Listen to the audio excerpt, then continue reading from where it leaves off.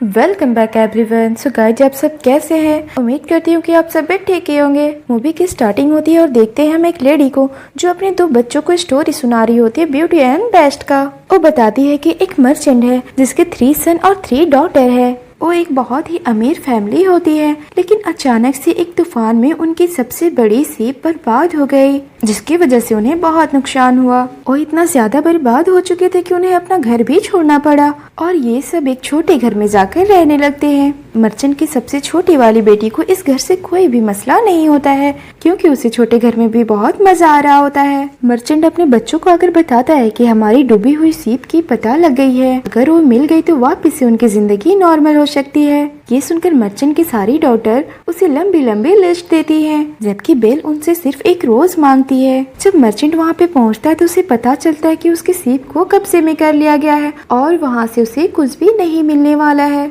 और अचानक से उसके साथ में आए हुए सन भी गायब हो जाता है। वो अपने सन को ढूंढते ढूंढते एक क्लब में चला जाता है, जहाँ पे कुछ लोग उसे घेर लेते हैं, क्योंकि उसका सन गैंगस्टर से पैसे लिया था। अब वो सारे गैंगस्टर को उसके फादर से उम्मीद थी कि वो ही उनके पैसे को वापस करेंगे, लेकिन वो वहाँ से भाग जाता है और वो खतरनाक रास्तों से होकर भागने लगता है। वहीं उसे कुछ दूर जाने पे एक कैसल नजर आती है और वो वहाँ पे चला जाता है, जहाँ पे कोई भी उसे नजर नहीं आता। उसे वहाँ पे बहुत मजे मजे के खाना खाने को मिलता है और वहाँ पे बहुत सारे खजाने भी नजर आते हैं, जिसे देखकर उसके दिल में लालच आ जाती है और सारे खजाने को अपने घोड़े में लाद कर निकलने लगता है। और थोड़ी आगे जाने के बाद रोज की ट्रे मिलती है। उसे देखकर अपनी बेटी बेल की वेस याद आ जाती है। मर्चेंट जैसे उस फूल को तोड़ता है तो तभी वहाँ पे अचानक से एक बड़ा सा वेस्ट आता है और उस पे अटैक कर देता है। उसकी रोज तोड़ने पे उस पे बहुत ज्यादा गुस्सा करता है। बेस्ट उसे पकड़ लेता है और कहता है कि तुम्हें मैं एक दिन का समय देता हूँ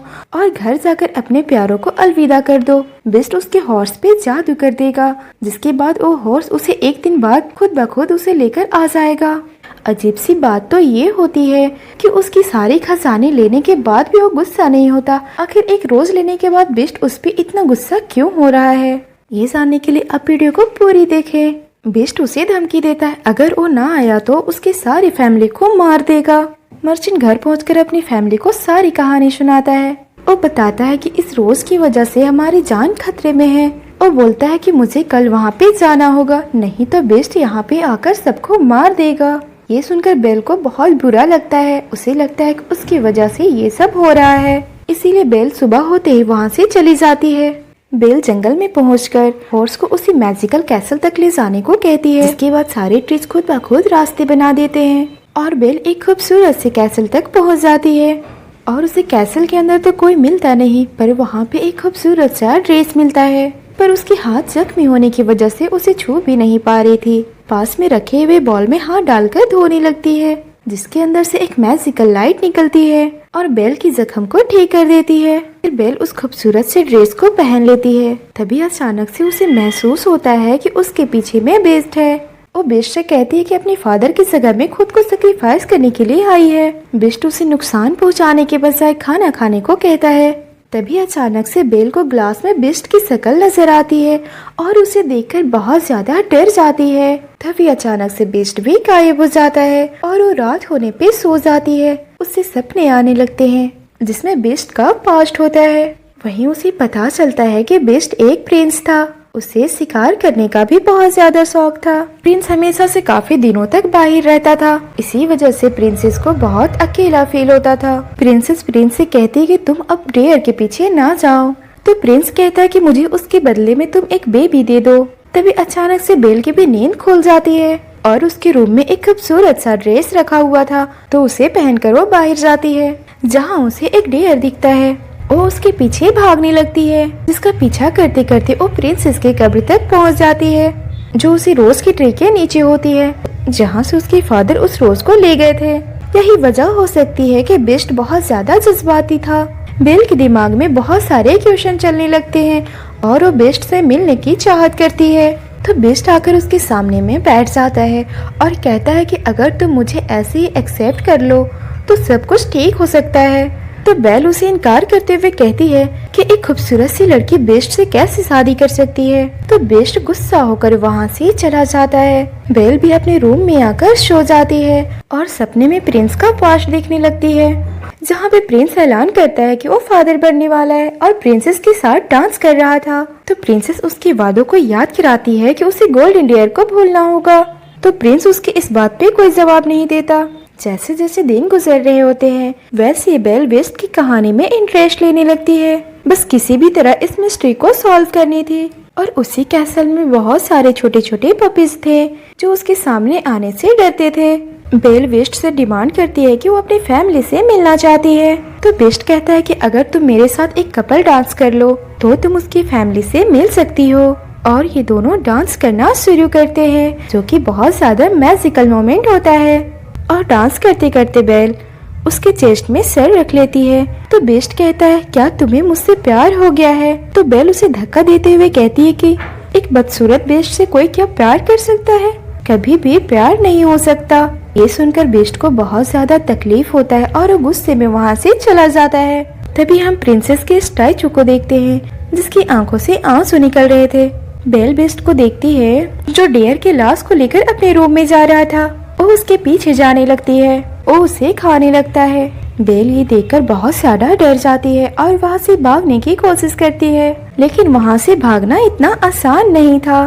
बेस्ट उसे खींचकर अपनी ओर करता है और बर्फ में गिराकर उसे किस करने लगता है कि तभी वो बर्फ टूट जाती है और बेल पानी के अंदर जाकर बेहोश हो जाती है। लेकिन वो बेस्ट उसे बचा लेता है और उसके होश आते ही उसे उसकी फैमिली से मिलने जाने का इजाजत भी दे देता है। उसे एक दिन में ही वापस आने को कहता है। अगर वो एक दिन में वापस न आई तो बेस्ट मर जाएगा और साथ में उसे मैजिकल वाटर भी देता है। और घर जाकर देखती है तो उनके पीछे गैंगस्टर पड़े हुए थे और सारे लोग घर में छुपकर बैठे हुए हैं। और उसके फादर की हालत बहुत ज्यादा बिगड़ गई थी। उसके ब्रदर को बेल के पास में कुछ कीमती चीज मिलती है जिसे देखकर लालच आ जाती है। वो लोग सोचते हैं कि कैसल में जाकर और भी सारे खजाने ले आएंगे, जिसके बाद हमारी सारी प्रॉब्लम्स दूर हो जाएगी। इधर बेल वहीं पे सो जाती है और उसे ख्वाब आता है कि प्रिंस फाइनली उस गोल्डन डियर के शिकार करने में कामयाब हो जाता है। पर वहीं पे उसे पता चलता है कि वो गोल्डन डियर कोई और नहीं बल्कि प्रिंसेस थी, जो एक ऐसी जीव थी जिसके पास ह्यूमन में बदलने का पावर था। वो इस इंसानों की दुनिया में अपने लिए प्यार ढूंढने आई थी, जो उसे प्रिंस के साथ हुआ। लेकिन प्रिंस उसकी मोहब्बत की बिल्कुल भी कदर नहीं की। इसीलिए प्रिंसेस के फादर उसे श्राप देते हैं और उसे बेस्ट में बदल देते हैं और उसे कहते हैं कि उसे सिर्फ एक लड़की ही बचा सकती है, लेकिन उस बेस्ट को प्यार कौन करेगा।